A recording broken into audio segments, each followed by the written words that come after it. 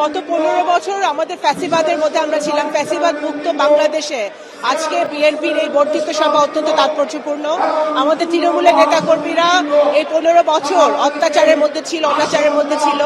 আজকে যেমন একটি মিলন মেলা, একইভাবে আগামী দিনের পথ চলায় আমাদের বাংলাদেশে যে চ্যালেঞ্জগুলো আছে মোকাবেলায় আমাদের তৃণমূল কিভাবে ঐক্যবদ্ধভাবে কাজ করবে, এটারও একটা বার্তা এই বর্ধিত সভা থেকে আসবে। আমাদের যেটা এতদিন পরে এই স্বৈরশাসকের কারণে আমরা তো একত্রিত হতে পারিনি, এই জন্য আমাদের কেন্দ্র কমিটি গঠন করার পর থেকে আমাদের নেতা তারেক রহমান সাহেব, আমাদের নেত্রী দেশনেত্রী বেগম খালেদা জিয়া সহ সকল নেতৃবৃন্দ বিভিন্ন হামলা মামলায় জর্জরিত ছিল। বহুদিন পরে একটি সুস্থ স্বাভাবিক প্রক্রিয়া যখন ফেরত এসেছে, আমরা পুরো সাংগঠনিক কমিটি আজকে বর্ধিত সভায় বসেছে একটি আনন্দমুখর পরিবেশে।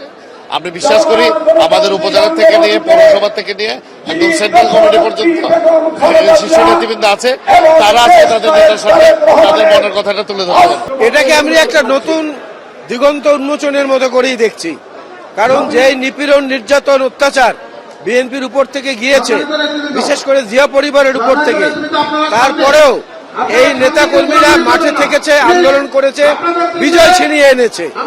আজকে মূল নেতৃত্বের সঙ্গে বসে তারা ভাব বিনিময়ের মাধ্যমে ভবিষ্যতের কর্মপন্থা নির্ধারণের অংশীদার হতে পারছেন, এইখানেই তাদের একটা আনন্দ। আজকের এই বর্ধিত সভায় দেশরত্ন তারেক রহমানের বক্তৃতা শুনে আমি অনুপ্রাণিত হয়েছি। আমার বিশ্বাস সারা বাংলাদেশের তৃণমূল নেতৃবৃন্দের মধ্যে এই উচ্ছ্বাস জাগবে এবং উদ্দীপনা জাগবে। আমরা নতুন উদ্যমে, নতুন ভাবে আবার দলকে এগিয়ে নিয়ে যাব। আগামী জাতীয় সংসদ নির্বাচনে বিপুল ভোটে বিএনপি জয় লাভ করবে। তারেক জিয়া জিন্দাবাদ, দেশনেত্রী বেগম খালেদা জিয়া জিন্দাবাদ। ধন্যবাদ। আজকের এই দিন বিএনপির জন্য নিঃসন্দেহে একটি স্মরণীয় দিন।